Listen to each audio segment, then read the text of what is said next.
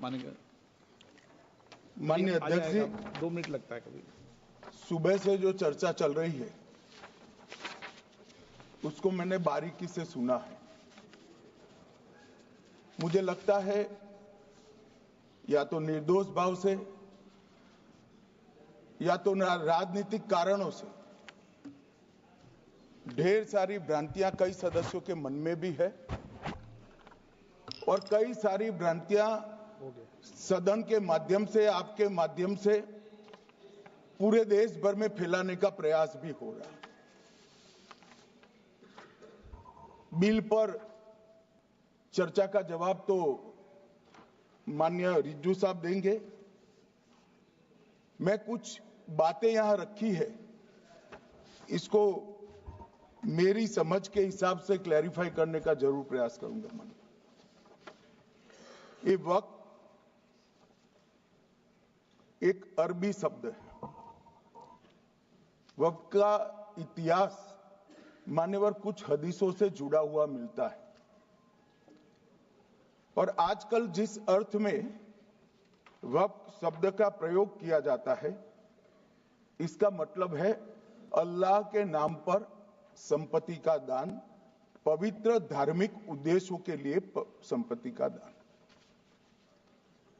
मान्यवर वक्त का समकालीन अर्थ, अभी जो अर्थ हम समझ रहे हैं, वो इस्लाम के दूसरे खलीफा श्री उमर के समय में अस्तित्व में आया। एक प्रकार से इसकी आज की भाषा में व्याख्या करें तो वक्फ एक प्रकार का चैरिटेबल एंडोनमेंट है और जहां एक व्यक्ति संपत्ति, भूमि या मूल्यवान संपत्ति धार्मिक या सामाजिक भलाई के लिए दान करता है, बिना उसको वापस लेने के उद्देश्य से वहां वक्फ की रचना कर। इसमें दान देता है, वो शब्द का बड़ा महत्व है। दान उस चीज का ही कर्ज किया जा सकता है जो हमारा है। सरकारी संपत्ति का दान मैं नहीं कर सकता मान्यवर, किसी और की संपत्ति का दान मैं नहीं कर सकता। दान उसी चीज का किया जाता है जो हमारा है। मान्यवर, इसी विषय पर ये सारा जो बहस चल रहा है, चल रहा है। भारत का जहां तक सवाल है, दिल्ली में सल्तनत काल के प्रारंभ में मुइज़ुद्दीन घोरी के समय पर पहली बार वक्फ अस्तित्व में आया। अंग्रेजों के जमाने में 1863 के धार्मिक दान अधिनियम से चलता था। बाद में चैरिटेबल प्रॉपर्टीज एक्ट 1890 से चला।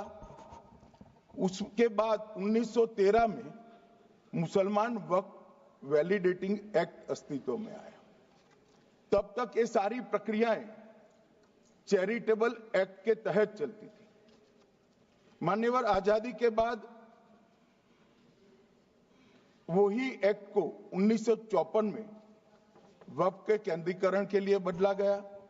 95 में वक्फ न्याय अधिकरण और वक्फ बोर्डों की स्थापना की। अब ध्यान से सुनिएगा मान्यवर, वक्फ परिषद और वक्फ बोर्ड ये 1995 से आए। ये पूरा झगड़ा जो चल रहा है, आपने नॉन हिंदू को रख दिया और नॉन मुस्लिम को रख दिया, गैर मुस्लिम को रखा। वो झगड़ा वक्फ में दखल करने का है। पहले तो वक्फ में कोई गैर इस्लामिक सदस्य आएगा ही नहीं, ये स्पष्टता समझ लीजिए। ना मुतवल्ली गैर इस्लामिक होगा, ना वाकिफ गैर इस्लामिक होगा। मान्यवर, वहां कोई प्रोविजन नहीं है। जो धार्मिक संस्थाओं का संचालन करते हैं उसमें कोई गैर मुस्लिम व्यक्ति रखने का प्रावधान किया भी नहीं है, हम करना भी नहीं चाहते हैं मान्यवर। इसलिए जो बड़े बड़े भाषण करते हैं कि समानता का अधिकार चला गया, दो धर्मों के बीच में समानता नहीं रही, मुसलमानों के धार्मिक अधिकारों के बीच में दखल खड़ी हो जाएगी, कुछ नहीं होने वाला मान्यवर। इस दृष्टि से देखें तो 1995 तक वक्फ की काउंसिल और वक्फ बोर्ड था ही नहीं, वो तो 95 से आया। और मान्यवर, ये जो भ्रम खड़ा किया जाता है कि ये एक मुस्लिम भाइयों के धार्मिक क्रियाकलापों के अंदर, उनके दान की हुई संपत्ति के अंदर दखल करने का है, ये बहुत बड़ी भ्रांति फैलाकर माइनॉरिटी को डराकर अपनी वोट बैंक खड़ी करने के लिए किया जा रहा है। मान्यवर, कहां पर गैर मुस्लिम सदस्य रखे जाएंगे? परिषद में और वक्फ बोर्ड में। उसका काम क्या है? उनका काम धार्मिक क्रियाकलापों को कुछ चलाने का नहीं है। वो शुद्ध रूप से वक्फ का जो कानून, दान के लिए किसी ने दी हुई संपत्ति, उसका एडमिनिस्ट्रेशन अच्छे से चल रहा है, नहीं चल रहा है, कानून के हिसाब से चल रहा है, नहीं चल रहा है, या तो दान जिस चीज के लिए दिया गया, इस्लाम धर्म के लिए दिया गया, गरीबों के भोजन के लिए दिया गया, गरीबों के उद्धार के लिए, वो उद्देश्य के लिए इसका उपयोग हो रहा है, नहीं हो रहा है, इसका नियमन करने का काम है मान्यवर। अब मैं इसको मान्यवर बाकी सारे धर्मों के साथ कंपैरिजन करते हैं और कहते हैं दखल किया है। मैं उसको स्पष्ट करना चाहता हूं। मान्यवर, वक्फ जो है वो हमारे यहां ट्रस्ट एक्ट है, इसमें ट्रस्ट है। तो ट्रस्ट के अंदर जो ट्रस्ट को बनाते हैं वो ट्रस्टी होते हैं और एक मैनेजिंग ट्रस्टी होते हैं। वक्फ में वाकिफ होता है, वक्फ होता है और मुतवल्ली होता है। ये सारे इस्लाम के अनुयायी हैं। अरे भाई, आप कह रहे हो, हम तो कह रहे हैं क्योंकि इसका वक्फ शब्द ही इस्लाम से आया है, इसलिए हम कह रहे हैं कि वक्फ वो ही कर सकता है जो इस्लाम का अनुयायी हो। अब आप उसका विरोध कर रहे हो, तो आप तो वक्फ में भी नॉन इस्लामिक आदमी चाहते हो। मान्यवर, क्या कह रहे हैं? हम इसलिए कह रहे हैं कि वक्फ वो ही कर सकता है जो प्रैक्टिसिंग इस्लाम को प्रैक्टिस करता होगा, क्योंकि मान्यवर इसकी उत्पत्ति ही इस्लाम के सिद्धांतों से हुई। अब मान्यवर, वक्फ धार्मिक हुआ, वक्फ बोर्ड नहीं हुआ, वक्फ परिषद भी नहीं हुई। अरे सुनो भाई, मान्यवर, ट्रस्ट के अंदर ट्रस्टी जो होते हैं, जो चर्च होगा तो क्रिश्चियन होंगे, पारसी भी होंगे, पारसी के लिए वो ट्रस्ट होगा, तो हिंदू होगा तो हिंदू के लिए। अब चैरिटी कमिश्नर हम कहेंगे कि भाई मुस्लिम क्यों आया? मुझे बताओ, चैरिटी कमिश्नर एक्ट में मुसलमान चैरिटी कमिश्नर बन सकता है या नहीं बन सकता है?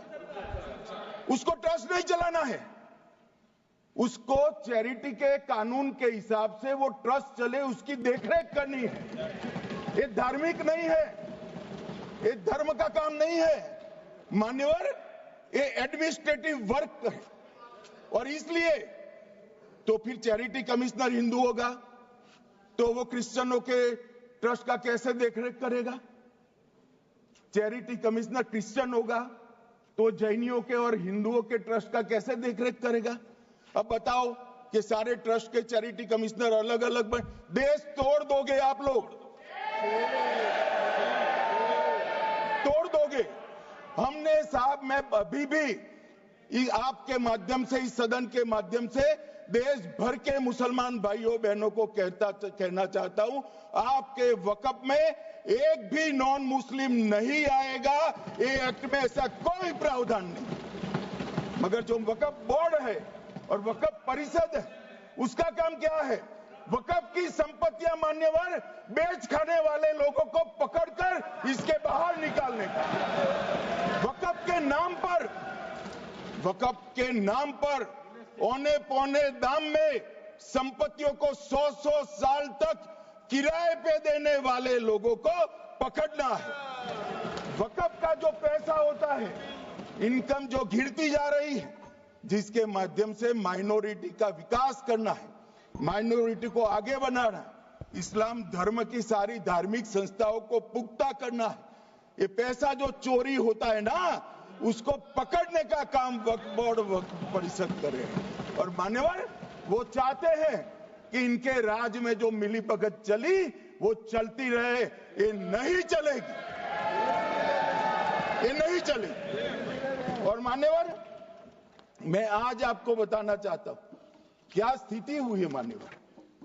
मान्यवर, सबने कहा, रिपीटेशन भी होगा, परंतु मैं कहना चाहता हूं मान्यवर कि वक्फ के 2013 में जो अमेंडमेंट्स आए, अब बिल किरण भाई का है, मगर मैं कह सकता हूं कि वक्फ का 2013 का अमेंडमेंट न किया होता तो ये बिल लाने की शायद जरूरत न पड़ती।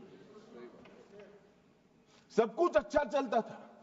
14 में चुनाव आने वाला था, 13 में रातों रात तुष्टीकरण करने के लिए वक्फ कानून को एक्सट्रीम बना दिया गया। और मान्यवर, इसके कारण क्या हुआ? इसके कारण दिल्ली लुटियन की 123 वीवीआईपी संपत्ति कांग्रेस सरकार ने जब चुनाव मुहाने पर थे, 25 दिन दूर था, वक्फ को देने का काम कर दिया। दिल्ली वक्फ बोर्ड ने उत्तरी रेलवे की भूमि वक्फ के नाम घोषित कर दी। हिमाचल में वक्फ की संपत्ति बताकर उस पर अवैध मस्जिद बनाने का काम किया। 250 हेक्टेयर क्षेत्रफल वाले 12 गांव पर वक्फ का स्वामित्व हो गया तब तमिलनाडु में। और मान्यवर, तमिलनाडु के 1500 साल पुराने तिरुचेंदुरई मंदिर की 400 एकड़ भूमि को वक्फ की संपत्ति घोषित कर। ये जब मंदिर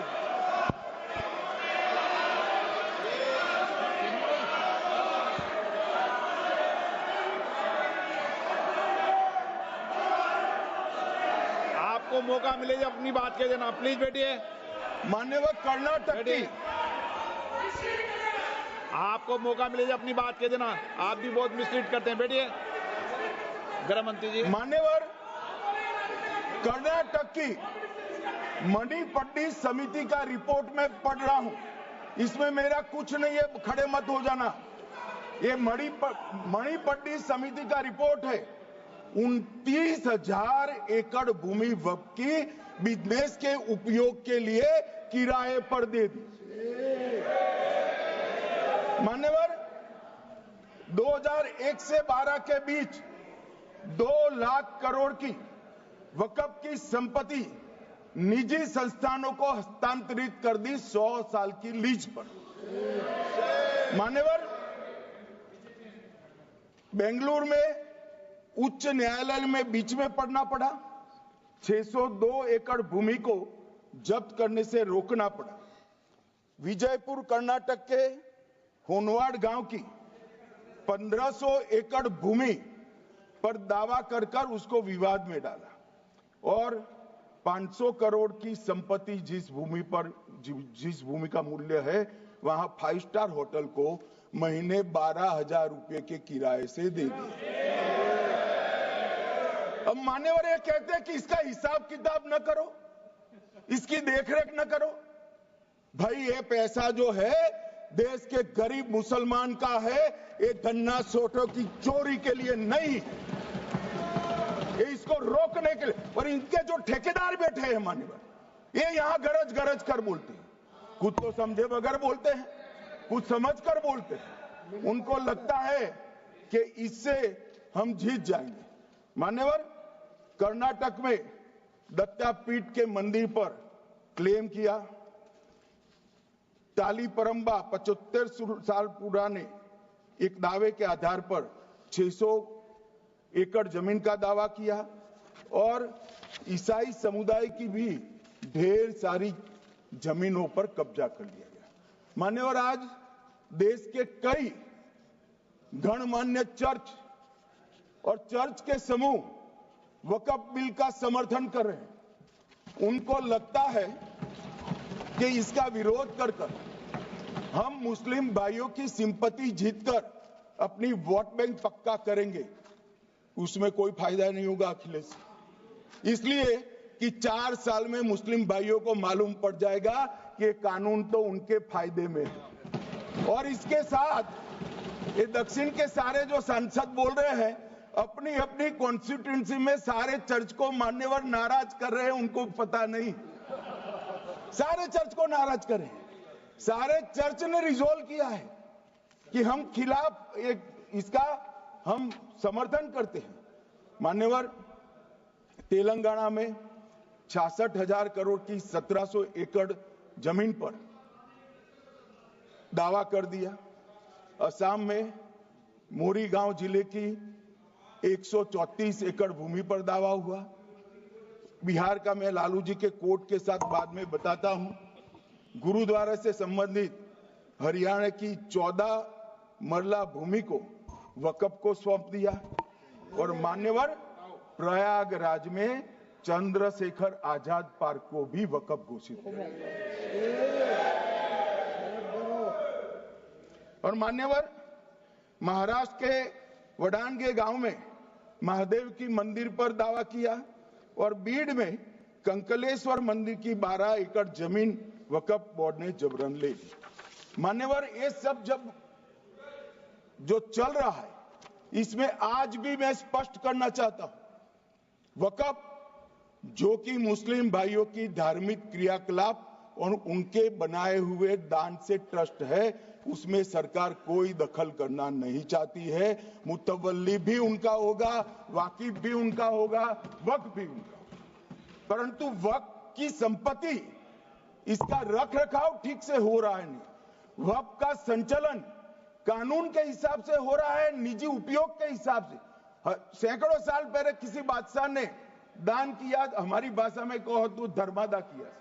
अब इसकी संपत्ति को आप 12,000 रुपये में 5 सितारा होटल बनाने के लिए दे देते हो, ये उचित है क्या भाई? वो पैसा गरीब मुसलमान के कल्याण के लिए करिए, तलाकशुदा महिलाओं के कल्याण के लिए करिए, जो अनाथ बच्चे हैं उसके कल्याण के लिए करिए। मान्यवर, ये करने की जगह बेरोजगार मुसलमान युवाओं के लिए स्किलिंग का काम करिए। लाखों करोड़ों रुपए की भूमि मान्यवर, और इनकम 126 करोड़ रुपया। रेलवे की जितनी जमीन है, जिसमें हजारों करोड़ लाखों करोड़ का रेलवे का कारोबार चलता है, इतनी भूमि वक्फ के पास है और इनकम 126 करोड़ रुपए। मान्यवर कहते हैं कि इनकम का क्या उद्देश्य है?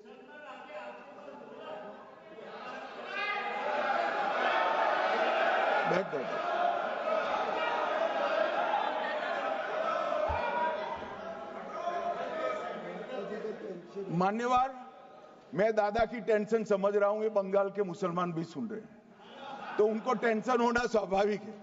मान्यवर, लालू प्रसाद जी, आज आरजेडी के सारे सदस्य बोले, जब 2013 का अमेंडमेंट आया, मैं लालू जी का तो पूरा पढ़ना चाहता हूं, बाकी सदस्यों का सिर्फ टोकन पढ़ूंगा। लालू जी ने क्या कहा? मैडम, सरकार जो यह संशोधन विधेयक पेश किया है, सरकार की पहल का हम स्वागत करते हैं। शाहनवाज हुसैन जी और अन्य माननीय सदस्यों ने अपनी बातों को यहां रखा, मैं उसका समर्थन करता हूं।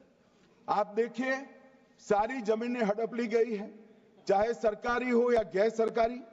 वक्फ बोर्ड में जो काम करने वाले लोग हैं, उनके द्वारा सारी प्राइम लैंड को बेच दिया गया है। पटना में ही डाक बंगले की जितनी प्रॉपर्टी थी, सब पर अपार्टमेंट बन गए। इस तरह की काफी लूट खसोट हुई है। हम संशोधन विधेयक तो आपको अंत में लाए हैं, समर्थन करते हैं, लेकिन मैं चाहता हूं कि भविष्य में आप कड़ा कानून लाइए और ये जो चोरी करने वाले लोग हो, उनको जेल की सलाखों के पीछे। अब साहब, लालू प्रसाद की इच्छा इन्होंने तो पूरी नहीं की, नरेंद्र मोदी जी ने पूरी कर दी। ये लालू जी ने कहा था, एक कड़ा कानून लाइए। मान्यवर शरीफुद्दीन शरीफ, उन्होंने कहा मंत्री जी समझते हैं कि शायद इससे मुसलमानों का वोट मिल जाएगा, लिहाजा मुसलमान लोगों ने भी खुद ही तबाही मचाई है। इसलिए मैं गुजारिश करूंगा कि इसके लिए आप सख्त कानून बनाइए, उनके हाथों में हथकड़ियां पहनाइए और जो उनके कब्जे किए हैं वो जमीनों बेचकर गरीब और तलाकशुदा मुस्लिम बहनों का कल्याण करिए। इसके बाद श्री हमीदुल्लाह सैयद लक्षद्वीप से थे, उनका भी इसी टोन का भाषण है। और मान्यवर, मैं आज की बात नहीं कर रहा हूं, 2013 का जो बिल कांग्रेस पार्टी लेकर आई, इसके विरोध में इनके समर्थकों ने जो कहा था, मान्यवर ये है। और क्या होगा भाई इससे? पारदर्शी ऑडिट होगी, आज ऑडिट ही नहीं हो रही। रिपोर्ट ऑनलाइन जमा करने की सिस्टम नहीं है, वो होगी, रिपोर्ट देनी पड़ेगी, बैलेंस शीट जमा करनी पड़ेगी, ऑडिट होगी, कैग के रिटायर्ड ऑफिसर ऑडिट करेंगे और मान्यवर पारदर्शिता आएगी। इससे क्यों डरना चाहिए किसी को? पारदर्शिता से क्यों? और वक्फ बोर्ड और वक्फ परिषद, इसका कोई ऑर्डर हम ऐसा नहीं लिख रहे हैं कि कोर्ट में नहीं जा सकते। आपने तो कर दिया था कि एक ऑर्डर को कोई कोर्ट में चैलेंज ही नहीं कर सकता, पूरा संविधान वहां समाप्त कर दिया मान्यवर। और मान्यवर, हम तो इसको कहते हैं कि कोई भी चैलेंज कर सकता है कायदे की अदालत में। इस देश में संविधान का राज है, ग्रीवेंसेस जिसका भी हो वो कोर्ट में जा सकता है। 2013 में जिसकी भूमि हड़पी, इसके ग्रीवेंसेस को भी कोर्ट के फोरम से बाहर करने का पाप एक कांग्रेस पार्टी ने किया। मान्यवर, एक अफवाह और फैला रहे, रिट्रोस्पेक्टिव इफेक्ट से आ रहा है। मैं स्पष्ट कर देना चाहता हूं, इस सदन में बोलने के वक्त जिम्मेदारी के साथ बोलना चाहिए। अगर ये कानून का पहला पेज और तीसरी तक धाराएं भी पड़ी होती तो इसमें स्पष्ट लिखा है, ये कानून का अमल जिस दिन पारित होने के बाद भारत सरकार नोटिफिकेशन बाहर निकालेगी, उस दिन के बाद होगा।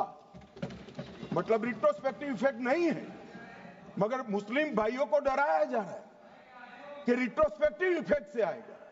मान्यवर, ये कह रहे कलेक्टर क्यों रखा है? मुझे एक बात बताओ भाई, जो बता सकते हैं, अगर किसी मंदिर के लिए जमीन खरीदनी है तो जमीन की मालिकी किसकी है वो हमारे देश में कौन तय करता है? सबको मालूम है, कलेक्टर करता है सर, रेवेन्यू ऑफिसर वही है। तो अगर वक्फ की भूमि जो वक्फ कर रहा है उसकी है या नहीं है, इसकी जांच कलेक्टर करे तो इसमें आपत्ति क्या है? वक्फ तो दान है भाई, और दान अपनी संपत्ति का किया जा सकता है, किसी और की संपत्ति का नहीं किया जा सकता। गांव में कोई बेचारा अमेरिका गया है 4 महीने पढ़ने के लिए, घूमने के लिए, आता है तो कि वक्फ घोषित हो गया। कोई कारोबार करने के लिए दिल्ली आया, आता है तो कि वक्फ घोषित हो गया। अरे ऐसे नहीं होता भाई, कलेक्टर को पूछना पड़ेगा सरकारी संपत्ति है या नहीं है, इसकी जांच करनी चाहिए या नहीं करनी चाहिए। ढेर सारे मंदिर बनते हैं, बने भी है, बनेंगे भी, ढेर सारे चर्च बने हैं, गुरुद्वारे बने हैं, सरकारी संपत्ति पर बन सकते हैं क्या? नहीं बन सकते मान्यवर। जहां वक्फ की घोषणा होती है वो भूमि सरकारी है या नहीं है वो सत्यापित करना ही चाहिए, और कलेक्टर के अलावे इसको कोई सत्यापित नहीं। मान्यवर, इन्होंने मैंने पहले भी बताया मान्यवर, कोर्ट को भी रास्ते से निकाल दिया। मैं बाद में बात करता हूं मान्यवर, ये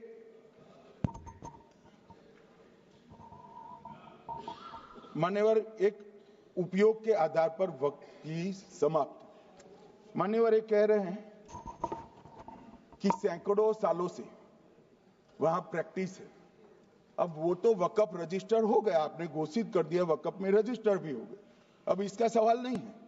मगर सैकड़ों साल की प्रैक्टिस, मुगलों के समय की प्रैक्टिस आज घोषित की जा सकती है क्या? अगर वहां नमाज पढ़ रहे हैं तो लोग देखते होंगे, कब्रिस्तान होगा लोग देखते होंगे, दरगाह होगी तो लोग देखते हैं और घोषित भी हो चुका होगा, रजिस्टर भी हो चुका होगा। अब अगर आप वक्फ घोषित करना है तो उसको ऐसे नहीं कर सकते मान्यवर, अधिकृत करना चाहिए। मान्यवर, जो दूसरा सुधार लेकर आए किरण जी, वो ही है कि धारा 36 में वक्फ संपत्तियों को बिना किसी स्पष्ट प्रक्रिया से, मालिकी की प्रक्रिया से पंजीकृत नहीं किया जा सकता। मान्यवर, अपील का प्रावधान वर्तमान में अधिनियम में ट्रिब्यूनल के निर्णय के खिलाफ अपील करने का कोई प्रावधान नहीं है। ये दृष्टिभ्रम खड़ा कर रहे थे गोगाई जी कि हाईकोर्ट में जा सकते। हाईकोर्ट में सिविल सूट नहीं जा सकता, रीट के अधिकारों का उपयोग कर हाईकोर्ट में जा सकते हैं। सिविल सूट में ज्यादा प्रोटेक्शन मिलता है मूल मालिक को। आपने सिविल सूट को खत्म कर दिया था। रीट के जुडिक्शन बहुत सीमित है, हम सब जानते हैं कि ये सीमित कर दिया गया था, आप भी जानते हो, मगर आपको वोट बैंक चाहिए। मान्यवर, ये हमारा स्पष्ट सिद्धांत है भारतीय जनता पार्टी की, मोदी सरकार का, कि वोट बैंक के लिए हम कोई कानून नहीं लाए। कानून न्याय के लिए होता है, कानून लोगों के कल्याण के लिए होता है। इन्होंने कहा कैसे कैसे कानून आए हैं, मैं बता देता हूं सब। अभी कांग्रेस के महासचिव और माननीय सदस्य कह रहे थे क्या कानून आ रहे हैं सब, किस प्रकार के कानून आ रहे हैं। मान्यवर, इसी सदन में नरेंद्र मोदी सरकार ही महिलाओं को 33% आरक्षण का कानून लाई। इसी सरकार में पिछड़ों को संवैधानिक अधिकार दिया गया। मान्यवर, इसी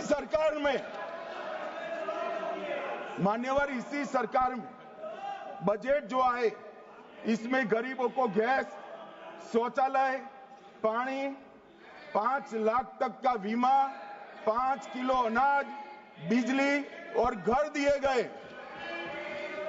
मान्यवर, और कन्वर्जन कानून की बात करते थे और हंसते हंसते कहते थे कर्नाटक सरकार कन्वर्जन कानून लेकर आई है। सबसे पहला कन्वर्जन कानून उड़ीसा और मध्य प्रदेश में कांग्रेस सरकार लेकर आई, मगर उस वक्त कांग्रेस सरकार तुष्टीकरण की नीति पर नहीं चलती थी, महात्मा गांधी के सिद्धांतों पर चलती थी। मध्य प्रदेश और उड़ीसा में सबसे पहला कन्वर्जन के खिलाफ कानून कोई लाया तो कांग्रेस पार्टी लाई, और मुझे गर्व है मेरी पार्टी की सरकारें कन्वर्जन पर कानून लाती है। मान्यवर, सबको अपना धर्म का अनुसरण करने का अधिकार है, कोई शौक से करे, मगर लोभ, लालच, भय, इससे धर्म परिवर्तन नहीं कराया जा सकता। किसी गरीब के पास खाना नहीं है, खाना देकर उसका धर्म बदला दोगे? कोई थोड़ा कम पढ़ा लिखा व्यक्ति है, उसका धर्म बदला दोगे? ऐसे नहीं होगा मान्यवर। और आपने भी किए हैं कानून, आप नए नए आए हो, आपको मालूम नहीं है मान्यवर, इनको मालूम नहीं, अभी अभी आए हैं 5 साल से। ये कांग्रेस पार्टी ने कानून किए थे मान्यवर। अपील का प्रावधान भी हमने आगे बढ़ाया और गैर मुसलमानों के द्वारा दान की गई संपत्तियों पर, गैर मुसलमानों की दान की संपत्तियों पर वक्फ अधिनियम को हमने लगने से मना कर दिया। माने उनके लिए चैरिटी कमिश्नर का कायदा है। ये प्रैक्टिसिंग इस्लाम, जो इस्लाम की प्रैक्टिस करते हैं, इसीलिए मान्यवर हमने ओवरराइडिंग इफेक्ट को भी समाप्त कर दिया। मान्यवर, ये ट्रस्ट का नियमन करने का जो कानून होता है, जैसे चैरिटी कमिश्नर के कानून में कोई ओवरराइडिंग इफेक्ट नहीं है। जहां क्लासेस आते हैं वहां ओवरराइडिंग इफेक्ट होती है। यहां ओवरराइडिंग इफेक्ट इसलिए देगी कि आप जिसकी संपत्ति हड़पी जाएगी उसको कोर्ट से जाने से रोकना चाहते थे, इसलिए ओवरराइडिंग इफेक्ट जो हमने मान्यवर निकाल दिया है। मान्यवर, एक ऐसी चर्चा लेकर आए कि चर्चा नहीं, मैं आपको बताना चाहता हूं 2013 में जो अमेंडमेंट बिल आया, जिसके कारण ये बिल लाना पड़ा, वो बिल में कुल मिलाकर 5.4 घंटे चर्चा हुई थी, 5.5 घंटे दोनों सदन मिलाकर, और इस बिल में दोनों सदन मिलाकर 16 घंटे चर्चा हो रही है मान्यवर, 16 घंटे। इसके अलावे हमने डिमांड किया समिति बनाओ, समिति भी बनाई, 38 मीटिंगें हुई, 113 घंटे चर्चा हुई, 284 हितधारक बनाए गए, वक्फ बोर्डों की संख्या जो उपस्थित वक्फ बोर्ड भी हुए राज्यों के 25 हुए, राज्य सरकार के प्रतिनिधि 15 राज्य सरकारों के आए, सांसद 8 हुए, विधायक विधान परिषद 7 हुए और अध्ययन दौरे 3 किए गए और अल्पसंख्यक आयोगों को भी 5 बुलाया गया। ये सबसे 92.68 लाख करीब 1 करोड़ सुझाव देश भर से ऑनलाइन आए, इसकी मीमांसा कर एक कानून बना है। आप ऐसे इसको खारिज नहीं कर सकते हो पूरी प्रक्रिया को। आप जो कर रहे हैं 5.5 घंटे की प्रक्रिया, ये बहुत लोकतांत्रिक प्रक्रिया है और हम 16 घंटे चर्चा करते हैं कि चर्चा आपके अनुरूप चर्चा नहीं हो सकती। ये सदन में हर सदस्य बोलने के लिए स्वतंत्र है, कोई परिवार की यहां चलती नहीं है, ये तो जनता के नुमाइंदे हैं, किसी की कृपा से नहीं आए हैं। मान्यवर, जो दिल में है, जो जनता की आवाज है वो रखेंगे। मान्यवर, एक सदस्य द्वारा कहा गया कि ये मिसलीडिंग है कि पुराने कानून में 2013 के जो अमेंडमेंट्स थे उसमें अपील का प्रोविजन था। अब मैं कहना चाहता हूं 83(9) उसमें अधिकरण द्वारा किए गए किसी भी विनिश्चय का आदेश विरुद्ध, चाहे वो अंतरिम हो या फाइनल, इस पर अपील नहीं हो सकती। इसका मतलब अपील का प्रोविजन आपने रखा ही नहीं था। सिविल न्यायालय, राजस्व कोर्ट और अन्य प्राधिकरण, उसके अधिकार क्षेत्र पर भी प्रतिबंध लगा दिया और सरकारी अधिसूचना जो बाद में वक्फ बोर्ड और वक्फ परिषद के एडवाइस से होगी, इसको भी कोई चुनौती नहीं दे सकता। मान्यवर, मुझे ये बताओ कि अभी अभी फैशन है संविधान लहराने की, ये संविधान के हिसाब से सरकार का या किसी भी निजी संस्था का कोई भी फैसला मान्यवर कायदे की कोर्ट से बाहर कैसे हो सकता है?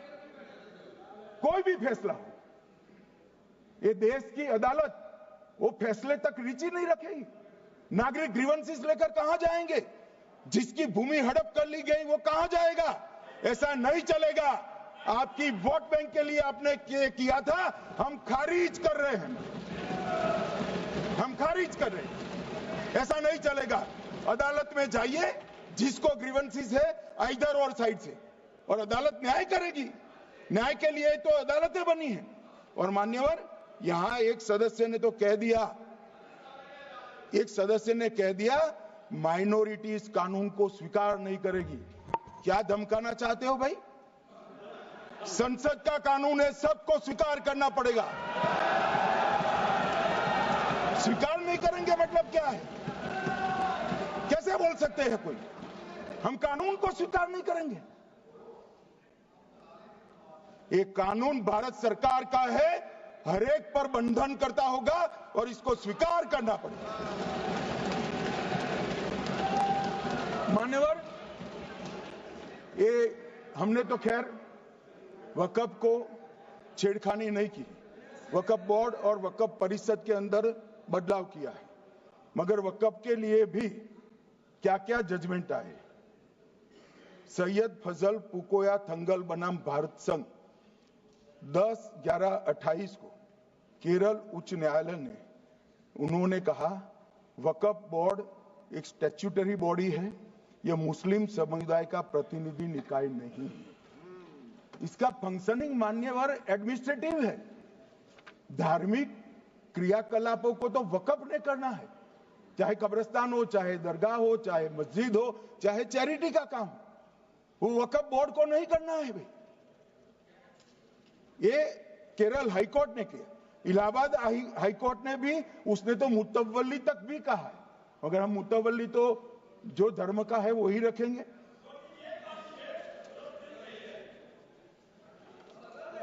मान्यवर, इन्होंने कहा एक मुतवल्ली के कर्तव्य विशुद्ध रूप से धर्म निरपेक्ष कैरेक्टर है, मगर हम मुतवल्ली को छू नहीं रहे। मान्यवर ये कह रहे थे, मान्यवर ये कह रहे थे कि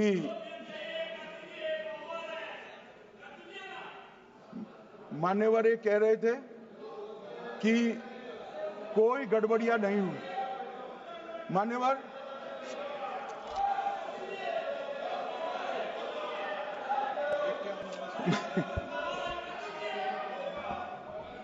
मान्यवर 2013 में अन्यायी कानून आया। भाई करने थोड़ा शांत हो जाइए। ये 26 के कारण डरे हुए और कुछ कारण नहीं। चुनाव जो है ना अक्टूबर में, 25 में जो चुनाव है इसके कारण डरे। मान्यवर भाई बैठ जाओ।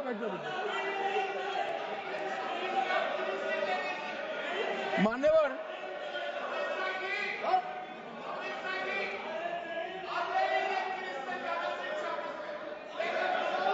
बैठ जाओ। बंगाल में आकर कहूंगा ये राजनीतिक हिसाब किताब का अखाड़ा नहीं है, छाती पर ठोक कर कहूंगा ज्यादा सिखाएंगे।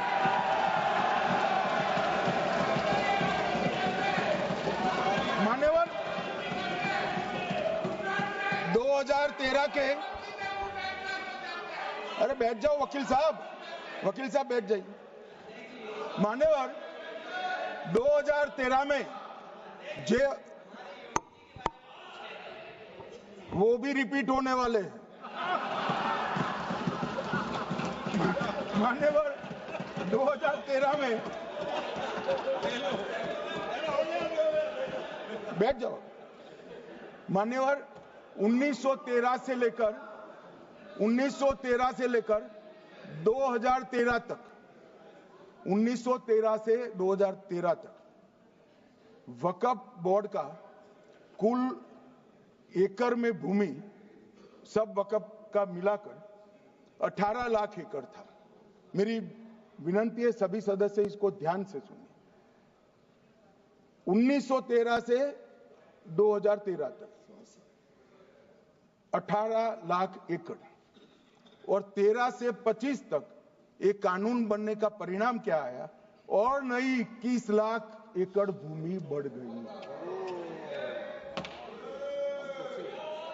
अब मान्यवर 39 लाख एकड़ जो भूमि है उसमें 21 लाख एकड़ 13 के बाद है। अब ये कह रहे हैं कि इसका दुरुपयोग नहीं हो रहा है। मान्यवर, और लीज पर दी गई संपत्तियां 20,000 थी और 25 में रिकॉर्ड के हिसाब से, हो सकता है गलत भी हो सकता है, रिकॉर्ड्स के हिसाब से शून्य हो गई। तो मान्यवर संपत्तियां कहां गई? मान्यवर बेच दी गई। किसकी संपत्ति से, किसकी परमिशन से बेचा? मान्यवर मैंने पहले ही कह दिया कि केरल और देश भर के Catholic bishop council, Catholic bishop conference of India, Catholic Congress Kerala, भारतीय कैथोलिक धर्मगुरुओं की महासभा, केरल चर्चों की संयुक्त परिषद, कैथोलिक कांग्रेस केरला, ये सब ने इस बिल का समर्थन करा है और कहा है अन्यायी 2013 का सुधार। हम अकेले नहीं कह रहे मान्यवर। और मान्यवर इसी एक्ट में हमने एक बात कही कि जो योगदान था वक्फ बोर्ड का वो 7% से घटाकर 5% कर दिया। मान्यवर अब ये जो कह रहे हैं ये मुसलमान भाइयों के हित में कह रहे हैं, जिसका विरोध कर रहे हैं, या अहित में? अगर 7 से 5% हमने कम किया तो कहां जाएगा? वो वक्फ में रहेगा। वक्फ बोर्ड का कम किया है जो मस्जिद चल रही है उसको हमने 2% बढ़ाया है। ये उल्टा समझ रहे हैं। मान्यवर, ये बिल जमीनों की सुरक्षा प्रदान करेगी। मान्यवर, किसी की जमीन अब घोषणा मात्र से वक्फ नहीं बनेगी, उसको प्रोटेक्शन। मान्यवर, पुरातत्व विभाग और एएसआई की जमीन को हम सुरक्षा देंगे। आदिवासी भाइयों की शेड्यूल 5 और शेड्यूल 6 की जो जमीन है वो सुरक्षित हो जाएगी। निजी संपत्ति जो आम नागरिकों की है वो भी सुरक्षित हो जाएगी। और वक्फ करने के लिए स्वामित्व को दान तो साहब अपनी संपत्ति का ही कर सकते हैं, गांव की संपत्ति का दान नहीं कर सकते। तो वक्फ निजी संपत्ति से ही स्वामित्व के बगैर नहीं हो पाएगा। इसमें पारदर्शिता लाने के लिए सूचना की प्रक्रिया को दाखिल किया गया है। वक्फ बोर्ड की वक्फ की जो संपत्ति घोषित करने की अधिकार थे उसको समाप्त कर दिए, कलेक्टर से सर्टिफाइड कराना पड़ेगा और नए वक्फ पारदर्शी तरीके से पंजीकृत भी करने पड़ेंगे। रजिस्ट्रेशन के बगैर कोई संस्था नहीं चल सकती। और मुस्लिम ट्रस्ट अब तक के जो है उसको हमने इस जो माफ करना कई सारे ऐसे मुसलमान भाई हैं जो वक्फ के कानून को अंदर दायरे में आना नहीं चाहते। मुझे मिले थे वोरा समाज वाले, वोरा समाज है, अहमदिया है, कई सारे ऐसे समुदाय हैं, सिया भी है, पसमंदाओं के भी कुछ ट्रस्ट हैं। वो सभी को मैं एक आनंद का समाचार देना चाहता हूं, अब मुसलमान भी ट्रस्ट एक्ट के अंदर अपना ट्रस्ट रजिस्टर करा सकता है। इसके लिए कंपलसरी नहीं है कि वो वक्फ के कानून में भी जाए, चैरिटी कमिश्नर एक्ट के तहत वो करने वाला है। मान्यवर, भूमि के रिकॉर्ड का कार्यालय होगा, समाचार पत्र और क्षेत्रीय भाषाओं में इसकी एडवर्टाइज दी जाएगी। ढेर सारे प्रावधान मान्यवर इसके अंदर किए हैं। महिला, सिया, पसमंदा, वोरा, अहमदिया उनका हमने समावेश किया ही है। और उन्होंने कहा, मैं सुन रहा था, मान्यवर एक फैशन हो गई, राम जन्मभूमि का मंदिर बनाने की बात आई तो इस देश के अंदर खून की नदियां बह जाएगी, मुसलमान रोड पर आ जाएगा, मुसलमानों का ये हो जाएगा, वो ट्रिपल तलाक, फिर से डर, सीए आया कि मुसलमानों की नागरिकता चली जाएगी। जिन जिन ने भाषण किया है एक मुसलमान की नागरिकता गई है तो बता दो। मुसलमान भी जानता है। और मैं तो आपके माध्यम से देश के मुसलमानों को अपील करना चाहता हूं, मान्यवर, मैंने बहुत झेला है। ये कहते थे कि सीए कानून मुसलमानों की नागरिकता लेने 2 साल हो गए, एक भी मुसलमान की नागरिकता गई है तो सदन के पटल पर रखी। कितना झूठ फैलाया इन्होंने। मान्यवर, धारा 370 हटाई, ये कह रहे थे मुसलमानों का ये हो जाएगा, वो हो जाएगा, फिर से उमर अब्दुल्ला जीत कर आज शासन करें। आतंकवाद समाप्त हो गया, विकास शुरू हो गया, पर्यटन बढ़ गया। मान्यवर, एक कांग्रेस पार्टी और उसके साथियों ने मुसलमान भाइयों को डरा डरा कर अपनी वोट बैंक खड़ी करने का काम किया। हम नहीं डरा रहे मुसलमानों को, आप डरा रहे हो भाई। आप कह रहे हो ये हो जाएगा। मैं कहता हूं इस देश के नागरिक को किसी भी धर्म का हो कोई आंच नहीं आएगी। मान्यवर, ये नरेंद्र मोदी सरकार का सरकार। मान्यवर,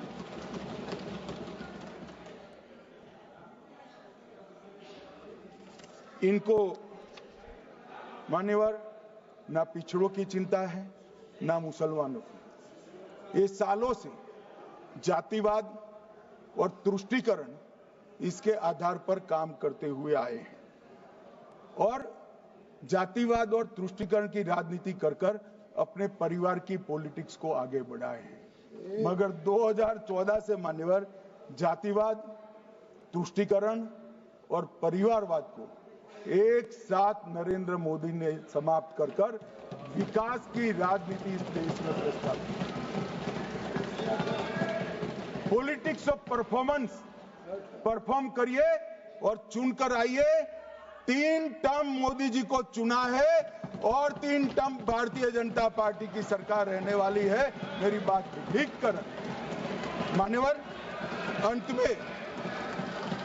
अंत में मैं किरण जी को बहुत बहुत बधाई देना चाहता हूं कि बहुत अभ्यास कर सारे दूषणों को निकालकर वक्फ कानून को शुद्ध, पारदर्शी और उद्देश्यों को समर्पित बनाने का काम रिज्जू साहब लेकर आए हैं। मैं इसका समर्थन करता हूं।